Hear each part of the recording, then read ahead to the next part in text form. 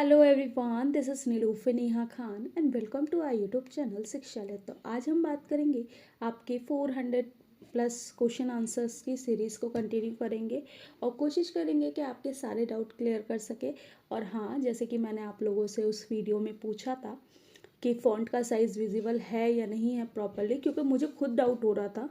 ठीक है, तो आप लोगों ने, कई बच्चों ने मुझे कमेंट करके बताया। तो यहाँ पर मैंने आपका फ़ॉन्ट जो है वो चेंज किया है और होप सो ये आपके लिए बिल्कुल ठीक से विजिबल हो।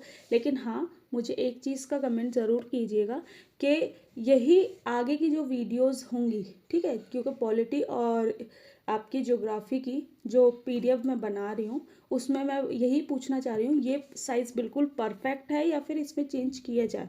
ठीक है, क्योंकि अगर फ़ॉन्ट के साइज़ से ही थोड़ा सा मतलब बच्चे कंफ्यूज हो जाते हैं, कई चीज़ें विजिबल नहीं हो पाती। तो प्लीज़ मुझे एक चीज़ ज़रूर बताइएगा कि अगर ये परफेक्ट है तो मैं सारी पीडीएफ इसी साइज़ की बनाऊंगी।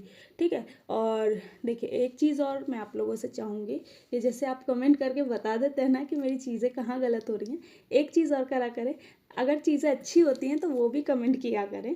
और हाँ, लाइक एंड शेयर ज़रूर किया करें, क्योंकि बहुत सीरियसली बहुत टाइम लगता है इन चीज़ों को बनाने में। चलिए शुरू करते हैं अपनी वीडियो को और होप सो ये आपके लिए काफ़ी यूज़फुल रहेगी। ठीक है, तो चलिए शुरू करते हैं हमारे चैप्टर को। फर्स्ट पार्ट में मैंने आपका first chapter and second chapter दोनों ही करा रखे हैं। अगर आपने वो नहीं देखा है तो प्लीज़ आपसे रिक्वेस्ट है वो ज़रूर देखें। और हाँ, एक चीज़ और कि होप सो मैं कल तक आपका हिस्ट्री कंप्लीट करा दूँगी, जैसे कि मैंने पीडीएफ ऑलमोस्ट रेडी कर रखी है। ठीक है, और पॉलिटी और आपकी ज्योग्राफी की उसमें थोड़ा सा काम चल रहा है मेरा। ठीक है, सारी चीज़ें मुझे खुद देखनी पड़ती हैं तो इसलिए मुझे टाइम लग जाता है। बस आप लोगों से रिक्वेस्ट यही चाहती हूँ कि आप लोग थोड़ा सा सपोर्ट करके चीज़ों को अच्छे से शेयर ज़रूर किया करें। ठीक है, तो चलिए शुरू करते हैं हमारे फर्स्ट क्वेश्चन की तरफ। धुरी शक्तियाँ समूह में कौन से देश शामिल थे, यानी कि जो एक्सिस पावर थे उनमें कौन कौन से देश शामिल थे। तो कौन थे? Germany, Austria, Hungary, Italy. ठीक है, इसके बाद जो सेकंड क्वेश्चन है, ब्रिटेन विश्व युद्ध का अंत किस संधि के द्वारा हुआ था।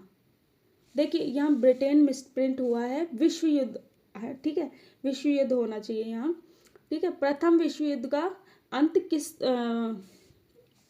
संधि द्वारा हुआ था। तो ये था हमारा वर्साई की संधि। और वर्साई की संधि किस पे थोपी गई थी? ये थोपी गई थी जर्मनी पर। ठीक है, और ये जो हिटलर का उदय का कारण माना जाता है ना, वो सबसे ज़्यादा माना जाता है वर्साई की संधि, क्योंकि वर्साई की संधि ही थी जो हिटलर जैसे एक तानाशाह को जन्म दिया। क्योंकि कहीं ना कहीं एक राष्ट्रीयवाद की भावना तो विकसित हुई थी, लेकिन इस भावना ने कई चीज़ें भी दुनिया के सामने लाके खड़ी कर दी थी। ठीक है, अब तीसरा क्वेश्चन है, हिटलर का जन्म कहाँ हुआ था। तो हिटलर का जन्म कहाँ हुआ था? ऑस्ट्रिया में हुआ था। ठीक है, क्वेश्चन नंबर 4 है, विश्व युद्ध के बाद जर्मनी में कौन सी सरकार आई थी। तो देखिए कौन सी सरकार आई थी, तो वाइमर गणराज्य, जो जर्मनी का शासक था वो देश छोड़कर भाग चुका था। और जैसे कि आपको पता ही है उस समय कितनी परिस्थितियां खराब थी, जहां जर्मनी के 70 लाख लोग विश्व युद्ध में मारे गए थे। ठीक है, वहीं वर्साई की संधि द्वारा उन पे इतने सारे जो टैक्सेस कह लीजिए या फिर जो उनके ऊपर शर्तें लगाई गई थी वो भी कहीं ना कहीं बहुत खराब थी। तो यही एक कारण, खैर हिटलर के उदय का कारण बहुत सारे थे, तो इनमें से ये भी कारण हिटलर के उदय के थे। ठीक है, तो आर्थिक महामंदी, पांचवा क्वेश्चन है, आर्थिक महामंदी की शुरुआत किस वर्ष हुई थी। तो आर्थिक महामंदी की शुरुआत जो हुई थी 1929 में हुई थी। ठीक है, ग्रेट डिप्रेशन। क्वेश्चन नंबर 6 है, जर्मनी की संसद को क्या कहा जाता था। तो जर्मनी की संसद को जो कहा जाता था वो था रखाई स्टेग। ठीक है, ये कहा जाता था। द्वितीय विश्व युद्ध में जापान पर परमाणु बम किसने गिराए थे। तो द्वितीय विश्व युद्ध में जापान पर किसने परमाणु बम गिराए थे? हिरोशिमा और नागासाकी पर अमेरिका द्वारा गिराए गए थे। और द्वितीय विश्व युद्ध में जो देखिए अमेरिका जो था ना, वो प्रथम विश्व युद्ध में भी बाद में शामिल हुआ था और द्वितीय विश्व युद्ध में भी बाद में शामिल हुआ। जैसे प्रथम विश्व युद्ध में 1917 में शामिल हुआ था। ठीक है, जिसके कारण ही जो मित्र राष्ट्र थे उनका पल्ला भारी हुआ था। यहीं अगर बात में भी जो अमेरिका था वो 1941 में शामिल हुआ था।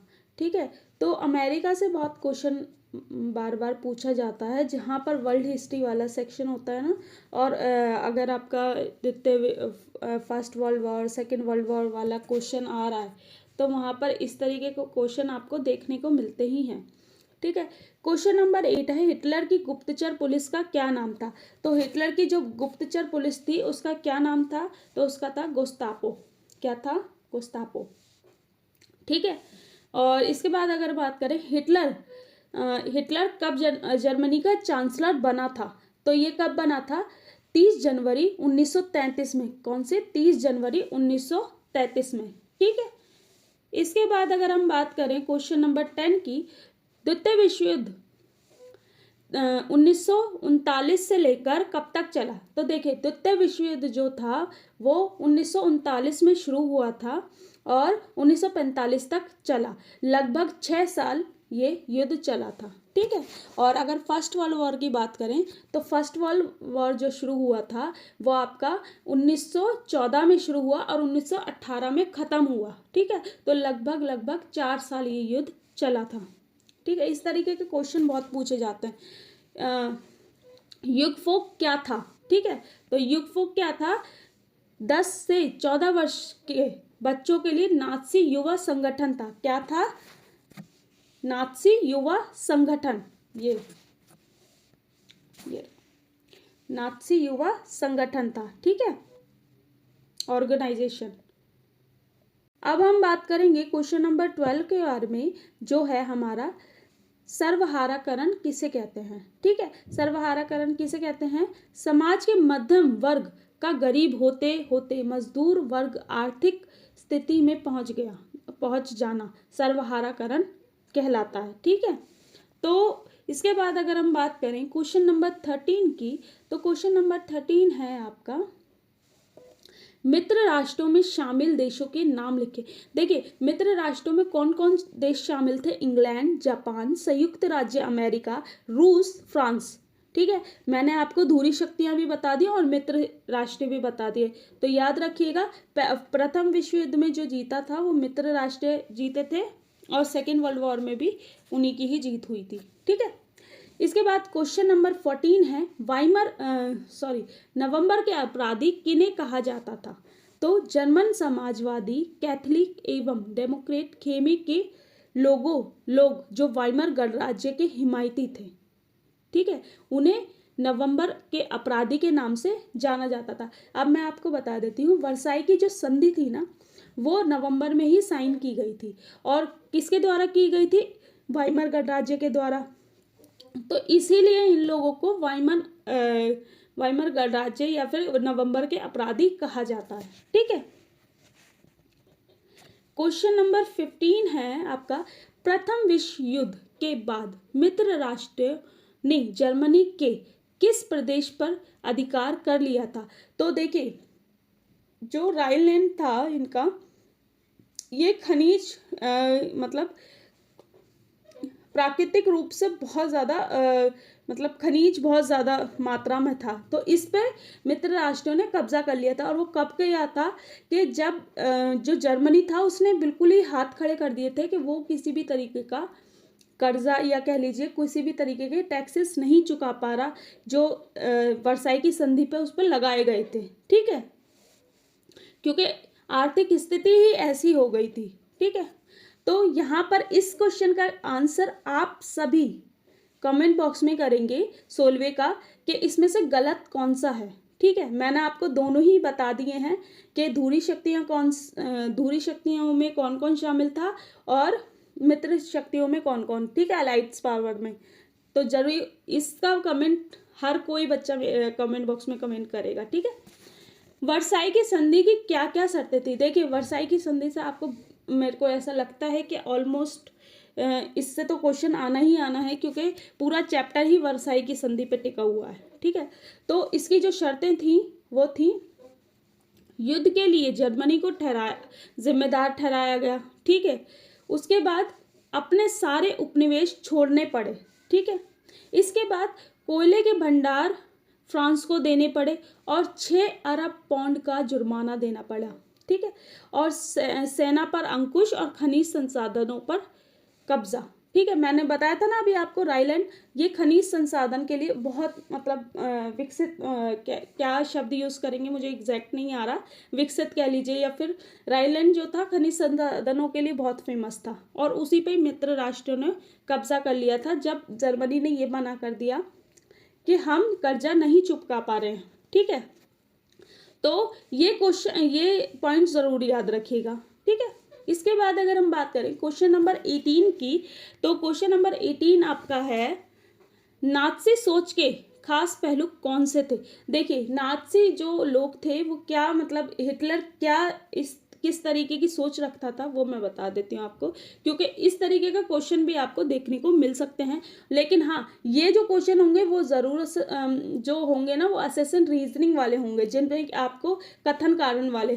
ठीक है, ये याद रखिएगा, इसलिए मैं ये क्वेश्चंस लेके आई हूँ आप लोगों के लिए, क्योंकि असेसन वन लाइनर तो बच्चे कर लेते हैं, लेकिन असेसन रीजनिंग वाले क्वेश्चन बच्चे कंफ्यूज हो जाते हैं। ठीक है, देखो कभी कभी ऐसा भी हो जाता है। ठीक है, मुझे अभी इतनी लग रहा है कि जल्दी से जल्दी मैं आप लोगों के लिए सब कुछ प्रोवाइड कर दूँ, बट मेरी भी एक लिमिट हो जाती है ना चीज़ों को करने के लिए। ठीक है, चलो कोई नहीं। देखिए, आर्य विश्व की सर्वश्रेष्ठ नस्ल है, उसे अपनी शुद्धता बनाए रखनी है। नात्सियों का मानना है कि श्रेष्ठ जाति जर्मन जीवित रहेंगे तथा हीन जाति यानी कि यहूदी को नष्ट होना पड़ेगा। नात्सी विचारधारा में हिटलर को एक मसीहा के रूप में प्रस्तुत किया गया, जो उन्हें विपत्तियों से छुटकारा दिला सकता है। ठीक है, यानी कि यहाँ मैंने आपको बता दिया कि जो नात्सी एक विचारधारा थी, उसमें क्या करा कि जो हिटलर को एक तो मसीहा के रूप में दिखाया गया और यहूदियों को सबसे हीन भावना के रूप में देखा गया। ठीक है, और नात्सी समाज में औरतों की क्या भूमिका थी। ठीक है, यहाँ पर आप ये याद रखिएगा कि जो औरतें थी ना, औरतों को मतलब ये कहा जाता था, मतलब उन्हें प्रोत्साहन दिया जाता था कि वो शुद्ध नॉर्डिक या कह लीजिए शुद्ध नात्सी बच्चों को पैदा करें। ठीक है, अब जो जितने ज़्यादा बच्चे पैदा करेगी उसे उस तरीके के मेडल्स दिए जाते थे। जैसे कि अगर कोई 4 बच्चे पैदा करेगी तो उसे कांसे का मेडल दिया जाएगा, और 6 करेगी तो चांदी का, और 8 करेगी तो गोल्ड का।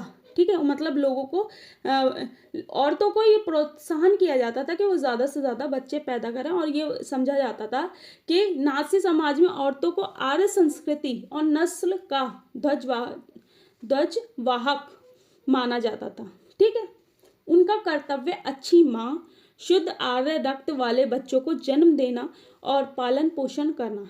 ऐसा पालन करने वाली महिलाओं को सम्मानित किया जाता था और उल्लंघन करने वाली महिलाओं को दंडित किया जाता था। दंडित कैसे किया जाता था, जब मैंने आपको ये चैप्टर पढ़ाया था तो ये चीज़ें मैंने आपको बताई थी पहले ही, कि उनके गले में वो जो एक माला डाल देते थे, जूतों की माला, और उनका मुंह काला करके पूरे शहर में घुमाया जाता था। तो इस तरीके की चीज़ें भी हुआ करती थी। क्वेश्चन नंबर 20 है, नात्सीवादी आंदोलन की मुख्य विशेषताएं क्या थीं।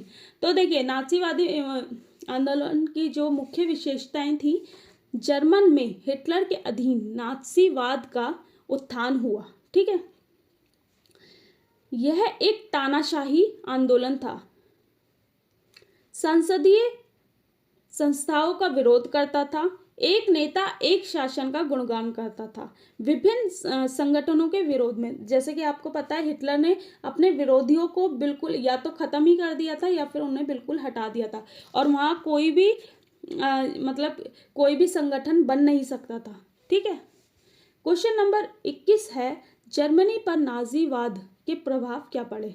ठीक है, तो इसके प्रभाव क्या पड़े, तो नाजी विरोधी नेताओं की हत्या की गई। ठीक है, नाजी दल के अतिरिक्त सभी राजनीतिक दलों पर पाबंदी लगाई गई। ठीक है, इसके बाद श्रम संघों को कुचल दिया गया और हजारों कम्युनिस्ट और समाजवादियों को शिविरों में भेज दिया गया। ठीक ठीक है, ये है। इसके बाद जो हमारा क्वेश्चन है वो है 21। 1930 तक आते आते जर्मनी में नाजीवाद को लोकप्रियता क्यों मिली थी?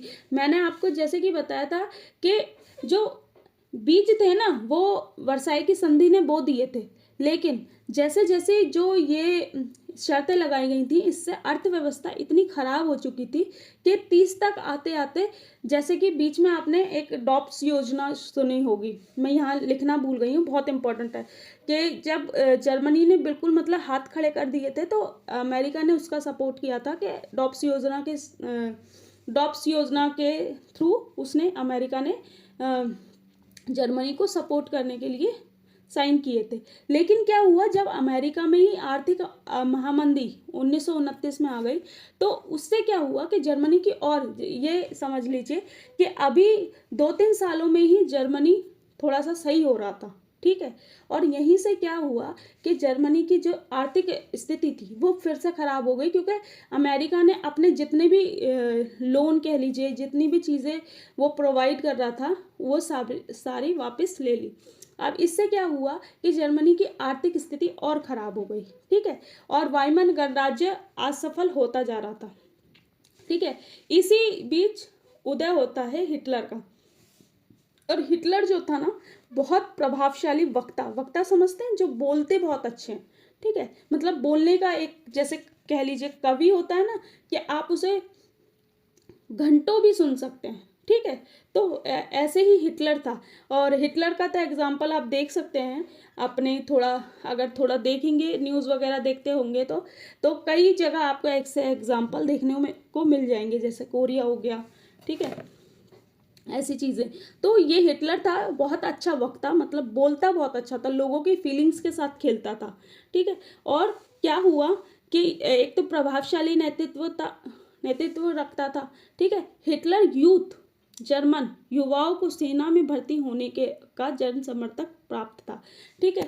तो इसने लोगों को इस तरीके से सपने दिखाए थे ना, अगर आपने बुक पढ़ी होगी तो वो जो फॉक्स कार का जिक्र एक है कि लोगों को पास मतलब रोटी तो नसीब हो नहीं रही है, ठीक है, लेकिन लोगों के पास हर एक इंसान के पास गाड़ी होगी, इस तरीके के सपने पोस्टर्स वगैरह छपवाए थे, ठीक है। क्वेश्चन नंबर 22 है, नाज़ीवाद का प्रचार यहूदियों के विरुद्ध घृणा उत्पन्न करने में किस प्रकार प्रभावी सिद्ध हुआ? तो देखिए, नाज़ियों ने यहूदी लोगों को घटिया शारीरिक संरचना वाले तथा अवंचित वर्ग का दर्जा दिया था, ठीक है। नाज़ियों ने यहूदी लोगों को ईसाई मसीहा का हत्यारा बताया था। देखिए, इन्होंने, मतलब ये मैं बता रही हूँ ना, हिटलर ने बहुत ज़्यादा माइंड से खेला था लोगों के। आप एक बात याद रखिए, ये चीज़ तो आप इंडिया में भी देख सकते हैं कि आप है ना लोगों को है ना कोई भी चीज़ छीन लीजिए, लेकिन है ना जब आप उनके धर्म से रिलेटेड कुछ चीज़ें, कुछ लांछन ऐसे लगाएंगे ना दूसरे धर्म पर, तो लोग ऑफेंड होंगे ही होंगे, ठीक है। तो इसीलिए इसने लोगों के दिमाग से खेला। अब उसने क्या कहा कि जो यहूदी थे ये ईसा मसीह के हथियारे थे। अब लोगों के लिए ईसा मसीह बहुत ज़्यादा इम्पोर्टेंट है, मतलब किसी का धर्म किसी व्यक्ति के लिए कितना इम्पोर्टेंट है वो वही जानता है, ठीक है। तो यही चीज़ें थी जिसका फ़ायदा हिटलर ने उस समय उठाया।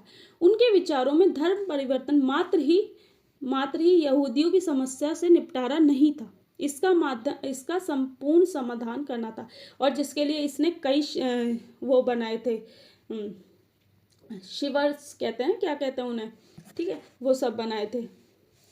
वर्साई की संधि द्वितीय विश्व युद्ध का कारण क्यों बनी? देखिए, वर्साई की संधि जो थी वो द्वितीय विश्व युद्ध का कारण क्यों बनी? देखिए, कभी कभी है ना ऐसी चीज़ें भी होती रहती हैं। अभी मैं इतनी टेक्निकल नहीं हुई हूँ तो मेरा ऐसा बीच बीच में आपको कई बारी ऐसी चीज़ें देखने को मिल सकती हैं, ठीक है, कोई नहीं, ठीक है। प्रथम विश्व युद्ध का अंत हो गया, परंतु सदा के लिए युद्ध को समाप्त नहीं किया गया था।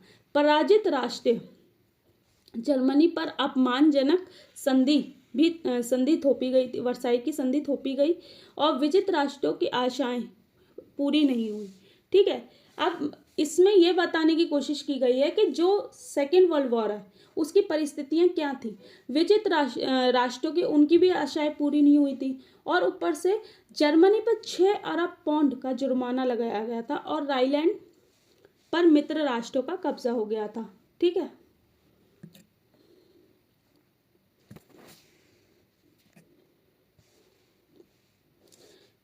एक दूसरा युद्ध ही उनकी आशाओं को पूरा कर सकता था, और दूसरा विश्व युद्ध ऐसा हुआ कि आप जानते हो हिरोशिमा और नागासाकी, आज भी वहां पर इसके प्रभाव देखने को मिलते हैं।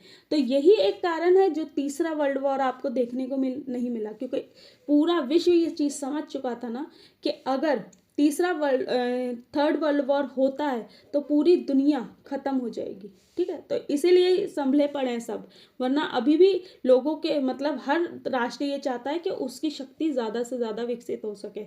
और जैसे कि आपको पता है फर्स्ट वर्ल्ड वॉर के बाद आपका जो लीग ऑफ नेशन का बनाया गया था वो अपने आप में पूरी तरीके से फेल हो चुका था कि आगे ऐसी कोई युद्ध ना हो। लीग ऑफ नेशंस खराब हो चुका था, मतलब उसके फैसले इतने ज़्यादा माने नहीं गए। लेकिन जब सेकेंड वर्ल्ड वॉर हुआ तो हमारे यूएनओ की स्थापना की गई। ठीक है, 1945 में। क्वेश्चन नंबर 24 है, 1929 से 1932 की आर्थिक महामंदी का अमेरिका पर क्या प्रभाव पड़ा। तो आर्थिक महामारी का अमेरिका पर क्या प्रभाव पड़ा था। इन 3 सालों में अमेरिका की राष्ट्रीय आय आधी हो चुकी थी। ठीक है, फैक्ट्रियां बंद हो गई थी, निर्यात गिरता जा रहा था, किसानों की हालत खराब हो रही थी, और सट्टेबाज बाजार से पैसा खींच रहे थे। अब जो ये कह लीजिए जो पूरे वर्ल्ड को एक तरीके से बहुत आर्थिक नुकसान इसका हुआ था। ठीक है, क्वेश्चन नंबर 25 है, जर्मनी में प्रसिद्ध विशेषाधिकार अधिनियम कब पारित किया गया था, इसके क्या परिणाम हुए। विशेषाधिकार अधिनियम कौन सी तारीख को पारित किया गया था। 3 मार्च 1933 को पारित किया गया। इसके द्वारा कानूनन जर्मन में तानाशाही व्यवस्था स्थापित की गई। इस कानून ने हिटलर को केवल अध्यादेशों के